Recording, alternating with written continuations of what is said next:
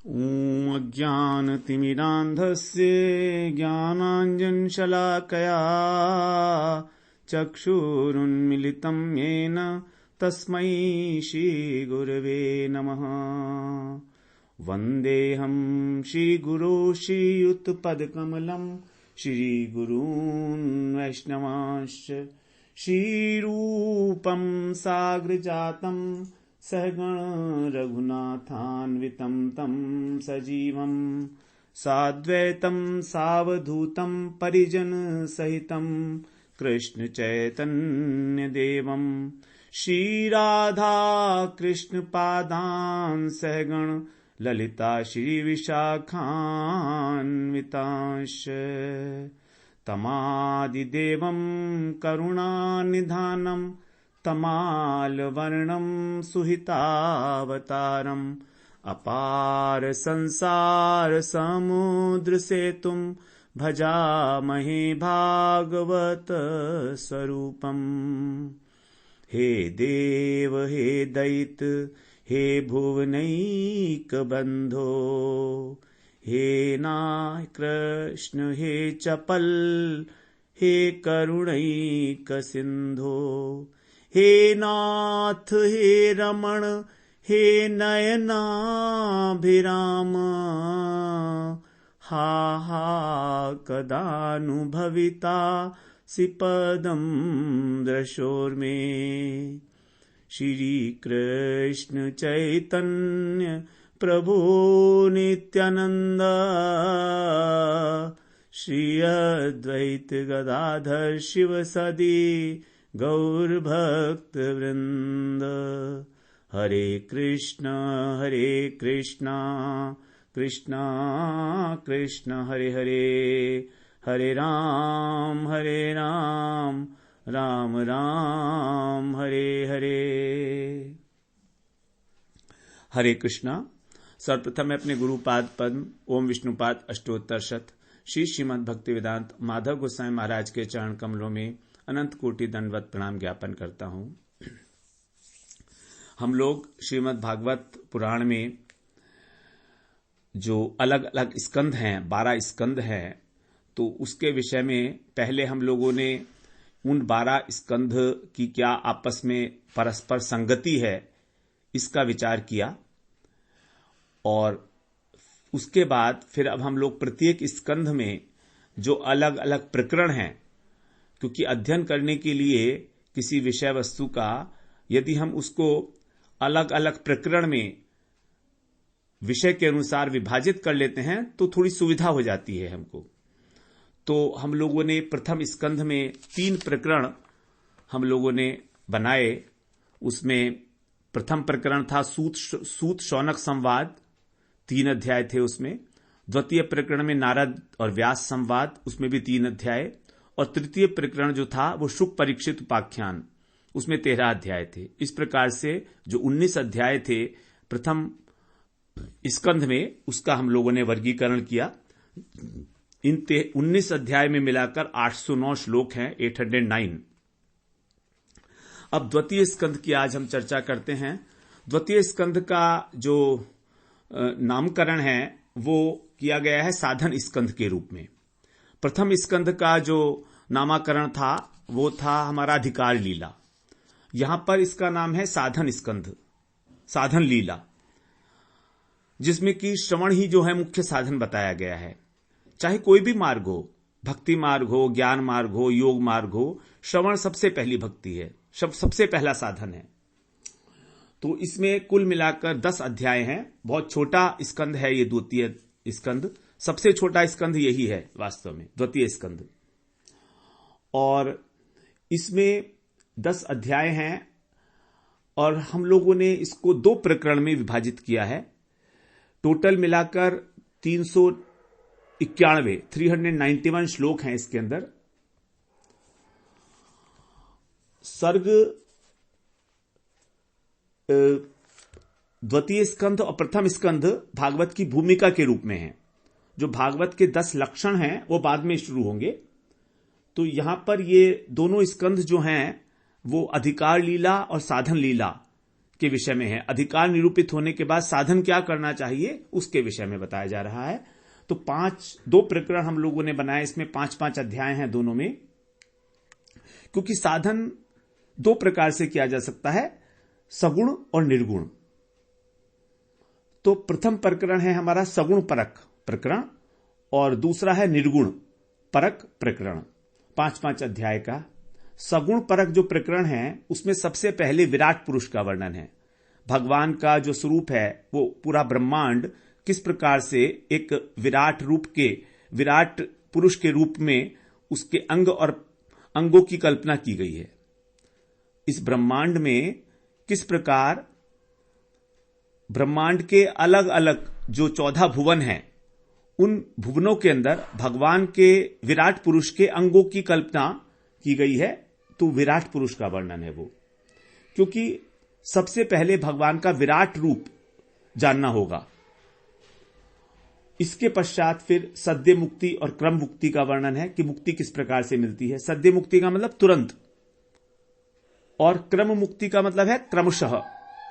तो जब कर्म कांड का, कर्मयोग का आश्रय लिया जाता है तो धीरे धीरे एक स्टेप से दूसरे स्टेप पर जाकर, एक लोक से दूसरे लोक तक, इस प्रकार क्रमशः ब्रह्म लोक तक जाकर और फिर मुक्ति होती है। लेकिन सद्य मुक्ति है भक्ति मार्ग। तो भक्ति के द्वारा भगवान के धाम में तुरंत बिना किसी अन्य लोक में जाए भगवान के धाम में जाकर भगवान की सेवा में नियुक्त हुआ जाता है। तो ये सद्य मुक्ति है। तो इन दोनों का क्रम वर्णन किया गया है। उसके बाद फिर सकाम उपासना का वर्णन है। यदि कोई व्यक्ति देवी देवताओं की उपासना करता है तो उसका क्या उद्देश्य है, तो किस देवी देवता की उपासना करना चाहिए, इस प्रकार का वर्णन है। फिर राजा परीक्षित ने सृष्टि विषयक प्रश्न पूछा है कि सृष्टि की उत्पत्ति कैसे हुई है और सृष्टि का वर्णन। तो इन 5 विषयों के लिए 5 अध्याय हैं प्रथम प्रकरण में, जिसको हम लोगों ने बोला सगुण परक प्रकरण। द्वितीय प्रकरण है निर्गुण परक। इसमें निर्गुण मार्ग के लिए साधन बताया गया है। विराट पुरुष की विभूतियां क्या हैं, एक एक अध्याय में विराट पुरुष की विभूतियां क्या हैं, अवतारों का भी वर्णन है। तो राजा के द्वारा फिर अनेक प्रकार के प्रश्न पूछे गए हैं, उनका वर्णन है। चतुश्लोकी भागवत दी गई है भगवान के द्वारा, ब्रह्मा जी को उपदेश दिया गया है चतुश्लोकी भागवत का। तो उस भागवत के उपदेश के अंदर परतत्व का निरूपण किया है भगवान ने 4 श्लोकों में। उसके बाद फिर भागवत के 10 लक्षण बताए गए हैं। तो ये जो निर्गुण परक प्रकरण है, निर्गुण साधना है, ये भी इसके अंदर जो निष्ठा है वो भी भगवत कृपा से ही प्राप्त होती है। इस बात को यहां पर प्रतिपादित किया गया है। अर्थात चाहे उपासना कैसी भी हो, निर्गुण हो सगुण हो, वो केवल भगवत कृपा से ही प्राप्त होती है, अपने आप से नहीं है। हम सोचे कि हम अपने आप से कोई साधन कर लेंगे, ऐसा भी संभव नहीं है।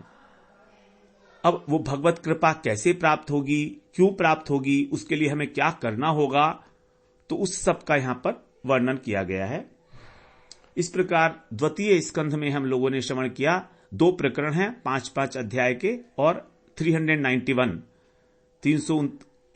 श्लोक इसके अंदर बनते हैं साधन स्कंध, साधन लीला में। अब तृतीय स्कंध जो है भागवत का, यहां से फिर भागवत के अंदर जो 10 लक्षण बताए गए हैं, ये सभी लक्षण 10 लक्षणों में से जो अंतिम लक्षण है वो है आश्रय। तो उस आश्रय तत्व का निरूपण करने के लिए ही उसके पहले के 9 लक्षण बताए गए हैं। उन 9 लक्षणों में सबसे पहला लक्षण है सर्ग लीला, कि सृष्टि का वर्णन कैसे हुआ, मूल सृष्टि का, किस प्रकार भगवान अपने चिन्मय ईक्षण के द्वारा प्रकृति के अंदर विकार प्राप्त होता है ईक्षण से भगवान के, और काल और स्वभाव के अनुरूप प्रकृति के अंदर विकार होने से फिर 24 तत्वों की उत्पत्ति होती है। तो इस चीज का यहां पर वर्णन किया गया है। भगवान सर्ग के द्वारा भी भगवान का ही वास्तव में निरूपण है, क्योंकि अनेक तत्वों की जो सृष्टि होती है उसका जो कारण है, मूल कारण है, वो है भगवान का चिन्मय ईक्षण। तो उनकी सृष्टि होती है और फिर वही तत्व प्रलय के समय लीन हो जाते हैं प्रकृति में। तो त्रिगुणात्मक जगत की उत्पत्ति तो होती है, सृष्टि होती है, लेकिन भगवान वैसे के वैसे रहते हैं, क्योंकि वे तो सर्ग के अधिष्ठान है, कारण है। तो कार्य जो है वो कारण में विलीन हो जाता है, लेकिन कारण की तो स्थिति रहेगी ही। और भगवान तो सर्व कारण कारणम, सबके आधार हैं, सबके प्रकाशक हैं, जो अखंड रूप से विराजमान है। तो ये जो स्कंद है हमारा तत्व प्रधान सृष्टि का है कि किस प्रकार इस सृष्टि में 24 तत्वों की उत्पत्ति हुई है, जिनसे कि अनेक अनेक प्रकार की योनियां बनी हैं। तो इसमें 33 अध्याय हैं कुल और 1411 श्लोक हैं, 1411 श्लोक हैं। 5 प्रकरणों में हम लोगों ने इसे विभाजित किया। पहला प्रकरण है सात्विक सृष्टि प्रकरण, सात्विक सृष्टि, इसमें 9 अध्याय हैं। दूसरा प्रकरण है राजस सृष्टि प्रकरण। तीसरा है तामस सृष्टि। तो राजस सृष्टि में 3 अध्याय और तामस सृष्टि में 8 अध्याय। इस प्रकार से, क्योंकि प्रकृति में 3 गुण हैं, सत्व, रज और तम, तो सृष्टि होती है सात्विक अहंकार से, राजसिक अहंकार से और तामसिक अहंकार से। इसीलिए 3 प्रकार की सृष्टि है, सात्विक, राजसिक और तामसिक। तो पहले 9 अध्याय सात्विक के, राजसिक सृष्टि के 3 अध्याय और तामसिक सृष्टि के 8 अध्याय। उसके बाद चौथा प्रकरण है कर्दम उपाख्यान, कर्दम देवहूति उपाख्यान, नहीं कर्दम उपाख्यान, कर्दम देवहूति तो बाद में आएंगी, कर्दम उपाख्यान। इसमें 4 अध्याय हैं। कर्दम ऋषि जो ब्रह्मा जी के पुत्र हैं। उसके बाद फिर अंतिम अध्याय है कपिल देवहूति उपाख्यान, कि कपिल और देवहूति, जो उनकी कपिल भगवान और उनकी माता का नाम था देवहूति और इन्हीं के पिता का नाम था कर्दम, कर्दम ऋषि। तो कपिल और देवहूति ने, देवहूति जी जो हैं भगवान कपिल से, अपने पुत्र से प्रश्न पूछती हैं अपने आत्म कल्याण के लिए। तो भगवान कपिल देव जो है उनको उपदेश देते हैं वहां पर। तो ये 9 अध्याय का हमारा प्रकरण है। इस प्रकार से 5 प्रकरण हो गए, सात्विक सृष्टि, राजसिक सृष्टि, तामस सृष्टि, कर्दम उपाख्यान और कपिल देवहूति उपाख्यान। क्योंकि जब सृष्टि है तो त्रिगुणात्मक ही होगी। तो प्रथम प्रकरण में जो सात्विक सृष्टि का प्रकरण है, उसमें विदुर जी और उद्धव जी का संवाद है। विदुर जी जो धृतराष्ट्र के, पांडु और धृतराष्ट्र, इनके ही जो छोटे भाई थे विदुर, दासी पुत्र, तो इनका संवाद है उद्धव जी से। उद्धव जो भगवान के प्रिय सखा हैं, कृष्ण के प्रिय सखा हैं। तो विदुर और उद्धव का संवाद है 4 अध्याय में। उसके बाद जो राजसिक सृष्टि है उसमें उद्धव और मैत्रेय जी का संवाद है 3 अध्याय के अंदर। फिर ब्रह्मा जी को भगवान के द्वारा भागवत का उपदेश दिया गया है 2 अध्याय में। तो ये तीनों ही सात्विक सृष्टि के अंदर आएंगे। सात्विक सृष्टि में 9 प्रकरण थे, उसमें से सात्विक सृष्टि में 9 अध्याय थे। उन 9 अध्यायों में से पहले 4 अध्याय जो हैं विदुर उद्धव संवाद, फिर 3 अध्याय उद्धव मैत्रेय संवाद और 2 अध्याय जो हैं ब्रह्मा जी को भगवान के द्वारा उपदेश। ये सात्विक सृष्टि प्रकरण का विभाजन हुआ। फिर जो द्वितीय प्रकरण है राजसिक प्रकरण, उसमें 3 अध्यायों में अनेक अनेक प्रकार की सृष्टि का वर्णन है, काल का वर्णन है, वेदों का वर्णन है, रुद्र की उत्पत्ति का वर्णन है एक एक अध्याय में। द्वितीय प्रकरण जो राजस सृष्टि प्रकरण है। और तामस सृष्टि प्रकरण तृतीय प्रकरण, इसमें 8 अध्यायों में से 7 अध्याय में हिरण्याक्ष का चरित्र है। हिरण्याक्ष जो है कश्यप और दिति, कश्यप ऋषि और दिति का पुत्र था, दैत्य। कश्यप ऋषि की बहुत सारी पत्नियां थीं, तो उनकी जो अदिति पत्नी थी उससे तो देवताओं का जन्म हुआ, और जो दिति थी उससे दैत्यों का जन्म हुआ। अर्थात दैत्य और दानव, दैत्य और असुर, देवता दोनों ही भाई भाई हैं, पिता एक ही हैं, माता अलग अलग है। तो हिरण्याक्ष जो इनका पुत्र था दिति का, हिरण्याक्ष और हिरण्यकशिपु, तो हिरण्याक्ष का चरित्र यहां पर दिया गया है। और फिर एक अध्याय के अंदर सृष्टि का वर्णन है, यह तामसिक सृष्टि है। चतुर्थ प्रकरण में कर्दम ऋषि का उपाख्यान है। इसको देने का तात्पर्य है वैराग्य, कि किस प्रकार से व्यक्ति में वैराग्य की उत्पत्ति होती है। ये 4 अध्यायों के अंदर इसका वर्णन किया गया है। पंचम प्रकरण जो है वो सबसे इंपॉर्टेंट प्रकरण है इस स्कंध का, कपिल देवहूति संवाद रूप में 9 अध्याय के अंदर है। ये बहुत इंपॉर्टेंट प्रकरण बताया गया है। इसमें भक्ति की महिमा है, सांख्य का उपदेश दिया है भगवान ने, सांख्य दर्शन में अष्टांग योग के बारे में बताया है, भगवान का ध्यान कैसे करना चाहिए ये बताया है, तत्व ज्ञान संबंधी बहुत सारी चर्चाएं हैं। देवहूति जी ने प्रश्न पूछा है और भगवान कपिल ने उसके उत्तर दिए हैं।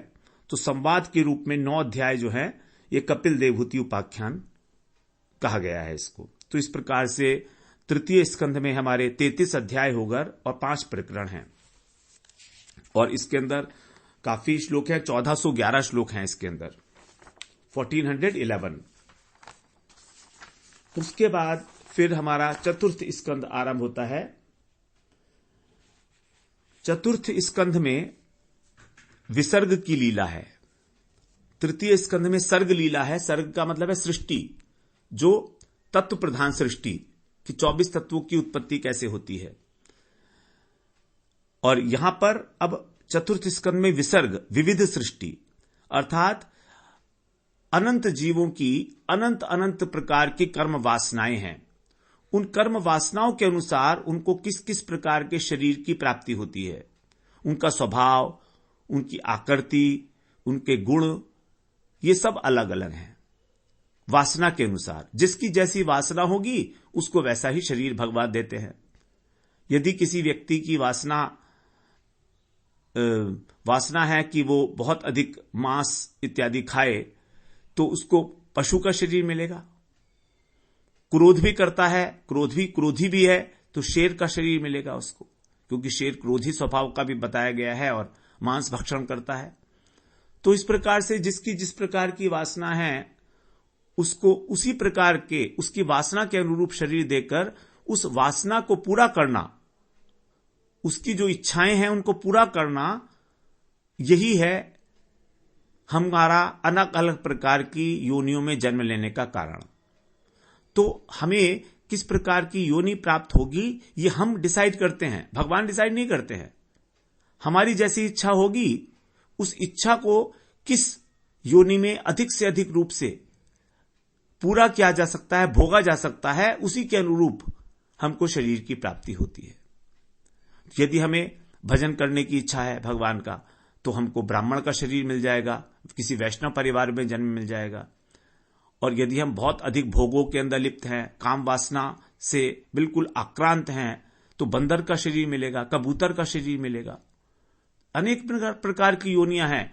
प्रत्येक पशु की जो योनि है वो एक प्रकार के सुख का अधिकतम उपभोग करती है। तो जहां पर उसका अधिकतम उपभोग किया जा सकता है उस इच्छा को पूरा करने के लिए, उसी प्रकार का शरीर जो है प्राप्त होता है। इसी को कहा जाता है विसर्ग लीला। इसमें 31 अध्याय हैं और टोटल श्लोक हैं इसमें 1445, 1445। स्कंद का नाम है यहां पर नाम रूप प्रधान विसर्ग लीला, क्योंकि नाम और रूप की प्रधानता है। सर्ग का मतलब सर्ग के अंदर जो विविधता है वो है यहां पर, इसलिए विविध रूप है। अर्थात जैसे कि बात किया, जीवों को कर्मों के अनुसार, कर्म वासना के अनुसार जो है उनको उनके शरीर की सृष्टि होती है और त्रिगुणात्मक है। अब इस स्कंद का जो विभाजन है वो 4 प्रकार के जो पुरुषार्थ हैं उसके आधार पर किया गया है। पुरुषार्थ 4 प्रकार के हैं: धर्म, अर्थ, काम और मोक्ष। धर्म, अर्थ, काम और मोक्ष, ये 4 पुरुषार्थ हैं। धर्म प्रधान जो सृष्टि प्रकरण है, 4 प्रकरण होगा इसमें। धर्म प्रधान सृष्टि प्रकरण, इसमें 7 अध्याय है। उसके बाद अर्थ प्रधान सृष्टि प्रकरण, इसमें 5 अध्याय हैं। काम प्रधान सृष्टि प्रकरण में 11 और मोक्ष प्रधान सृष्टि प्रकरण में 8 अध्याय। टोटल मिलाकर हो गए हमारे 31 अध्याय। 7 + 5 + 11 + 8।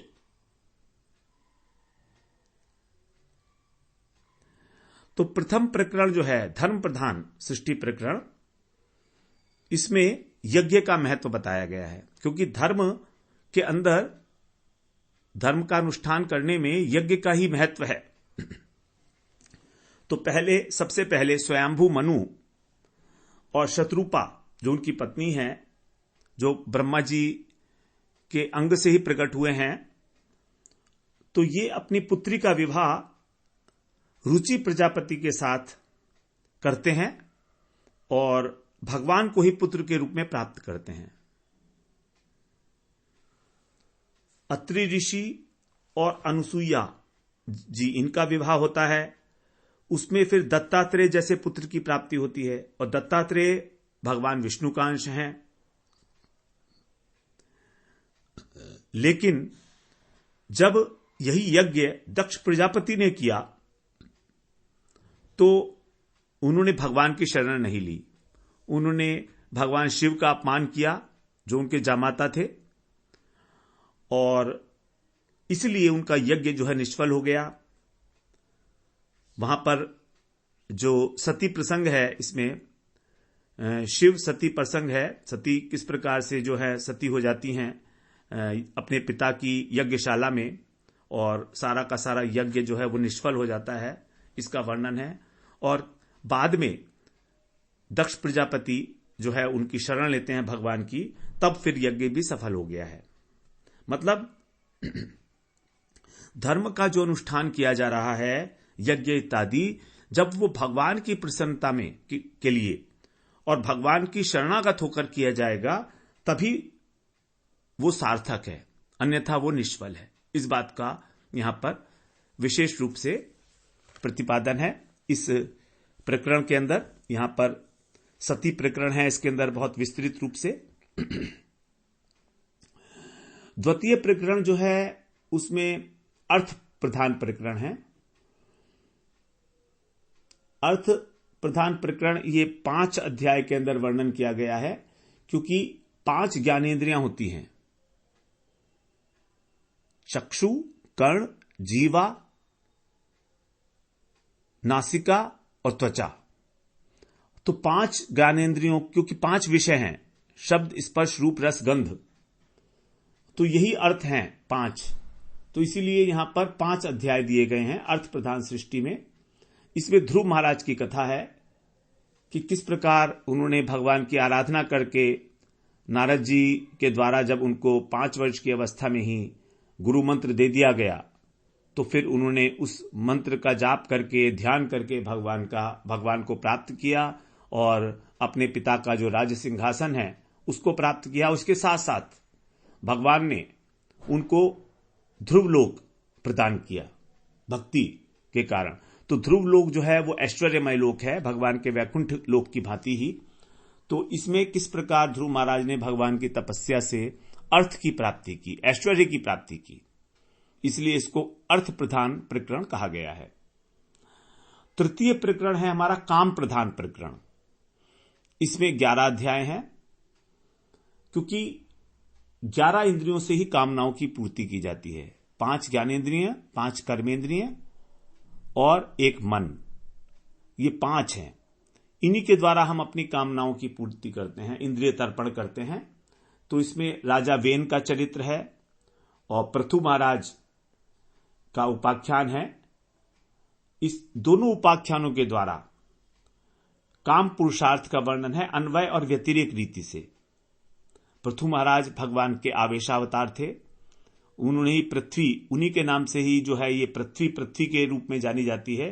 उनको इस पृथ्वी को उन्होंने पुत्री के रूप में अंगीकार किया है। तो 2 अध्यायों में राजा वेन की कथा है। राजा वेन अत्यंत दुष्ट था, वो साधु संतों को बहुत परेशान करता था, स्वयं ही सब भगवान मानता था, कहता था मेरी ही पूजा करो।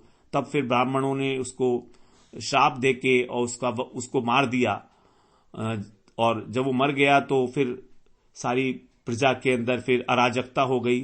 तो फिर उसके ही शरीर को मथने से और राजा पृथु की उत्पत्ति हुई है। तो राजा पृथु भगवान के ही अंश हैं। तो इनका जो है, इन्होंने पृथ्वी का दोहन कराया, पृथ्वी से अनेक अनेक प्रकार की औषधियां इत्यादि प्राप्त हुई, और इन्होंने पृथ्वी ने इनकी स्तुति की है बाद में। उसके बाद इन्होंने पुत्री के रूप में उसे अंगीकार किया, और उसी के नाम पर इस धरा का नाम जो है, भूमि का जो हमारा लोक है, पृथ्वी लोक कहलाया ये। तो 9 अध्याय के अंदर यहां पर पृथु महाराज का चरित्र है, और 2 अध्याय के अंदर राजा वेन का चरित्र है। बड़ा इंपॉर्टेंट प्रकरण है ये भी हमारा। राजा पृथु का चरित्र बड़ा महत्वपूर्ण है। चतुर्थ स्कंध में मोक्ष प्रधान प्रकरण है ये। 8 अध्याय में मोक्ष प्रधान प्रकरण है। इसमें 4 अध्याय के अंदर सगुण मोक्ष का वर्णन है, और फिर कैवल्य मोक्ष का वर्णन है। प्राचीन बरही और पुरंजन उपाख्यान है इसके अंदर। पुरंजन उपाख्यान को ज्ञान पंचाध्यायी भी कहा जाता है। तो सगुण ईश्वर प्राप्ति का वर्णन है प्राचेतस उपाख्यान में, और पुरंजन उपाख्यान जो है ये ज्ञान पंचाध्यायी है। प्राचेतस का उपाख्यान 1 अध्याय के अंदर है। इस प्रकार से इसके अंदर 8 अध्याय के अंदर जो है मोक्ष प्रधान सृष्टि का वर्णन है। तो चतुर्थ स्कंध में 4 प्रकरण हो गए। धर्म प्रधान सृष्टि, अर्थ प्रधान सृष्टि, काम प्रधान सृष्टि और मोक्ष प्रधान सृष्टि का प्रकरण क्रमशः 7 अध्याय, 5 अध्याय, 11 अध्याय और 8 अध्याय, टोटल मिलाकर 31 अध्याय हो गए और 1445 श्लोक हो गए इसके अंदर। अब हम पंचम स्कंध की चर्चा कर लेते हैं। इस स्कंध में 26 अध्याय हैं। जैसा हम लोगों ने श्रवण किया, भागवत का जो तीसरा लक्षण है स्थान, उसका यहां पर वर्णन किया गया है। स्थान लीला कि अब सृष्टि की उत्पत्ति हो गई तो वो किस स्थान पर जो है प्रतिष्ठित होगी। अनेक अनेक प्रकार के जो ब्रह्मांड में अनेक लोक हैं, उन लोकों का यहां पर वर्णन किया गया है। 14 भुवन है ना, उनका वर्णन किया गया है। 868 श्लोक हैं, 668, और 4 प्रकरण हैं। 4 प्रकरण में पहला प्रकरण है, स्थान का मतलब होता है भूगोल, खगोल, स्वर्ग, नरक इत्यादि। ये सब जिसके आधार पर स्थित हैं और इनमें किसकी पूजा होती है, वे वास्तव में भगवान ही हैं। तो इन सब बातों का वर्णन करने का जो अर्थ है, तात्पर्य है, वह भगवान की महिमा का प्रतिपादन, कि किस प्रकार से ये पूरी की पूरी सृष्टि भगवान ही एकमात्र उसके आधार हैं, उसके प्रकाशक हैं, उसके अधिष्ठान हैं। भगवान से ही ओतप्रोत है ये सारी सृष्टि, उनके अतिरिक्त कुछ है ही नहीं, केवल उनकी एक लीला मात्र है पूरा अनंत अनंत कोटि ब्रह्मांड जितने भी हैं। तो 4 प्रकरण में हम इसको श्रवण करेंगे। स्थान विभाजक प्रकरण 2 अध्याय का है। उसके बाद है स्थान शोधक प्रकरण, स्थान का शोधन कैसे हो, शुद्धता, 4 अध्याय में। फिर स्थानों का नामकरण प्रकरण, कैसे उनका नामकरण किया गया है, 9 अध्याय के अंदर। फिर स्थान वर्गीकरण प्रकरण, उसका वर्गीकरण कैसे किया गया है, इसके 11 अध्याय हैं। तो स्थान विभाजक, स्थान शोधक, स्थान नामकरण और स्थान वर्गीकरण। तो प्रथम प्रकरण जो है स्थान विभाजक प्रकरण, उसमें एक एक अध्याय में महाराज प्रियव्रत का और आग्निघ्र राजा का वर्णन है कि इन्होंने किस प्रकार से पूरे ब्रह्मांड के अंदर भूमंडल को अनेक अनेक द्वीपों के अंदर वर्षों के अंदर विभाजित किया। तो स्थान विभाजक प्रकरण है ये। द्वितीय प्रकरण है एक अध्याय में, उसके अंदर राजा नाभि का चरित्र है और 3 अध्याय के अंदर ऋषभदेव जी का वर्णन है। ऋषभदेव जी बहुत बड़े राजा थे और भगवान के ही अवतार थे ये भी एक। तो इन्होंने किस प्रकार वैराग्य लेकर और अपने पुत्रों को 100 पुत्र थे इनके, उन सबको उपदेश दिया है और इनके सारे पुत्र जो है अलग अलग प्रकार से, कुछ कर्मकांडी ब्राह्मण हो गए, कुछ योगी हो गए। उन्हीं में से एक थे राजा भरत। सबसे बड़े पुत्र जो थे वो राजा जड़ भरत थे। तो इसको हमने कहा स्थान शोधक प्रकरण। इसमें 4 अध्याय हैं। तो पहले अध्याय में राजा नाभि का चरित्र आ गया और 3 अध्याय के अंदर ऋषभदेव जी का चरित्र है। तृतीय प्रकरण है, इसमें स्थान का नामाकरण। स्थान का मतलब भारतवर्ष। तो भारतवर्ष का जो नाम पड़ा है वो भारत वर्ल्ड पड़ा है, नाम पड़ा है राजा जड़ भरत के नाम से। उन्हीं के वंश का यहां पर 9 अध्याय में वर्णन है। राजा जड़ भरत का उपाख्यान और किस प्रकार से उनका रहुगण राजा से भेंट होती है, किस प्रकार से वो हिरण की योनि प्राप्त करते हैं, हिरण में आसक्त होकर, और फिर बाद में ब्राह्मण शरीर धारण करके भगवान के धाम को प्राप्त करते हैं। तो राजा जड़ भरत का चरित्र बहुत विस्तृत रूप से इस प्रकरण में वर्णन किया है। टोटल इसमें 9 अध्याय हैं इस प्रकरण के अंदर।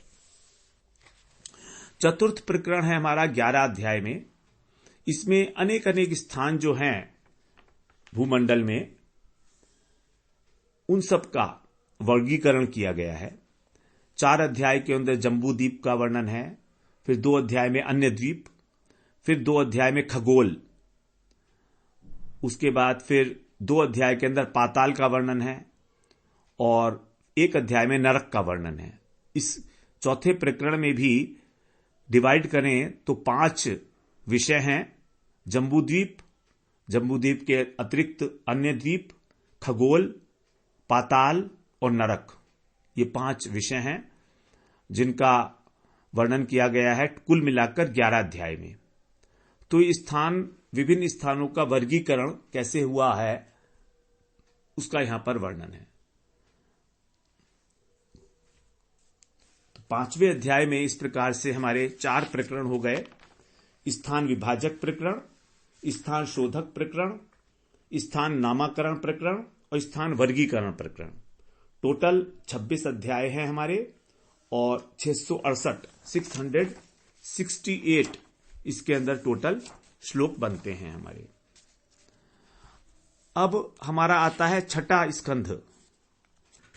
छठे स्कंध में जैसा हम लोग पहले भी श्रवण कराए हैं, पोषण लीला का वर्णन है। अनुग्रह, भगवान किस प्रकार जो जीव हैं उनके ऊपर कृपा करते हैं, चाहे वो मनुष्य शरीर में हो, देवता शरीर में हो अथवा असुर दैत्य शरीर में हो, तीनों के ऊपर भगवान की कृपा होती है, क्योंकि सब भगवान के ही तो अंश है ना।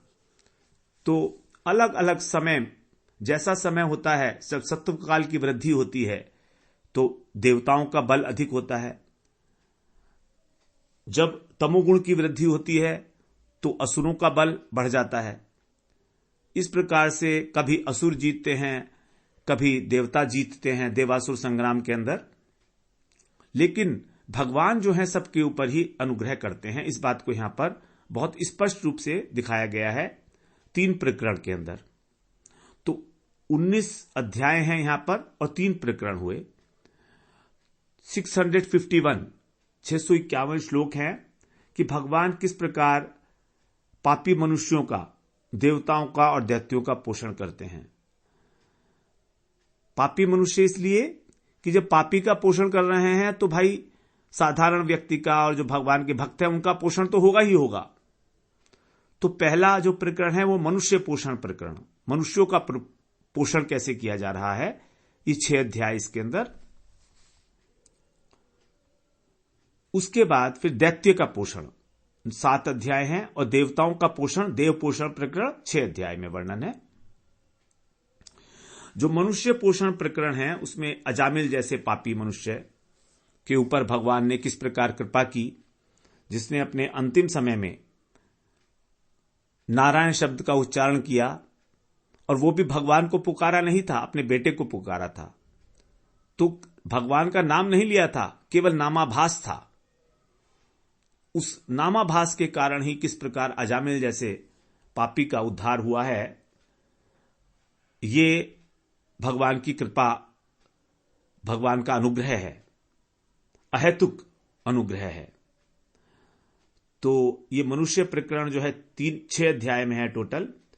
तो अजामिल उपाख्यान में उन्होंने भगवान की नाम की महिमा का प्रतिपादन किया है कि पुत्र के बहाने से भगवान का नाम लिया तो भी भगवान ने उनका उद्धार किया है।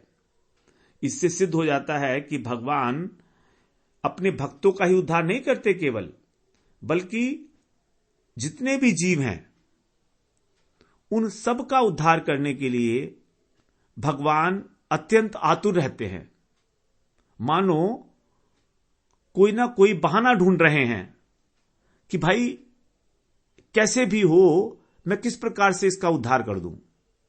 अब देखिए, अजामिल ने भगवान को तो पुकारा नहीं था, लेकिन भगवान के विष्णु दूत, भगवान के दूत वहां पर आ गए, उन्होंने उसको यमराज के दूतों से बचा लिया अंतिम समय में। तो जो मनुष्य स्वभाव से भ्रष्ट हैं, विचारों से, अपने कार्यकलापों से, वे भी यदि किसी बहाने से भगवान का नाम ले लें, बिना इच्छा के, बिना किसी भाव के, उस पर भी किस प्रकार भगवान का अनुग्रह हो सकता है, यह बहुत सुंदर रूप से यहां पर प्रतिपादित किया गया है 3 अध्याय के अंदर। यहीं से आरंभ होता है इस स्कंध का 6 अध्याय में। उसके बाद फिर साधक जो हर्यश्व हैं उसका पोषण किया गया है 3 अध्याय में। तो यह हमारा प्रथम प्रकरण है, मनुष्य पोषण प्रकरण।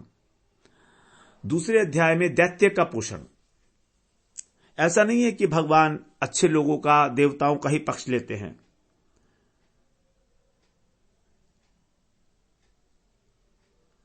दूसरा प्रकरण हमारा देव पोषण है, दैत्य पोषण नहीं है, देव पोषण प्रकरण है ये। इसके अंदर 6 अध्याय हैं। दैत्य पोषण जो प्रकरण है वो बाद में है, लास्ट वाला है। तो यहां पर इंद्र जैसे देवता का भगवान ने जो है उसका उद्धार किया है। कैसे? इंद्र ने अपने गुरुजी की अवहेलना की। बृहस्पति जो देवताओं के गुरु हैं, तो अपने गुरु की अवहेलना करने पर भी, तिरस्कार करने पर भी, और ब्रह्म हत्या का पाप लगने पर भी भगवान किस प्रकार उसकी रक्षा करते हैं, इसका वर्णन है। इसके बाद चित्रकेतु जो हैं, महाराज पे किस प्रकार भगवान की कृपा होती है, 4 अध्याय में यह वर्णन किया गया है। फिर भगवान मरुदगणों का पोषण कैसे करते हैं। ये मरुदगण भी देवता ही माने जाते हैं। यद्यपि ये दिति के पुत्र थे, लेकिन बाद में ये इंद्र की सेवा में आ गए थे मरुदगण, वायु जिसको बोलते हैं हम लोग। तो इसका भी किस प्रकार से पोषण किया गया है, ये यहां पर द्वितीय प्रकरण में, दैव प्रकरण के अंदर वर्णित किया गया है 6 अध्याय में टोटल। फिर तीसरा प्रकरण है हमारा दैत्य पोषण। दैत्यों का भी पोषण करते हैं भगवान। भगवान कभी पीछे नहीं रहते। दैत्य वृत्तासुर जो पिछले जन्म में चित्रकेतु थे, तो उनका पोषण किस प्रकार भगवान के द्वारा किया जाता है, उन पर अनुग्रह 7 अध्याय के अंदर यह वर्णन किया गया है। तो इस प्रकार टोटल मिला के 6 स्कंध में हमारे 19 अध्याय हो जाते हैं, 3 प्रकरण हैं और 651 श्लोक हैं। अब आगे के प्रकरण का हम लोग अगले सत्र में चर्चा करते हैं। वाञ्छाकल्पतरुभ्यश्च कृपा सिन्धुभ्य एव च पतितानां पावनेभ्यो वैष्णवेभ्यो नमो नमः।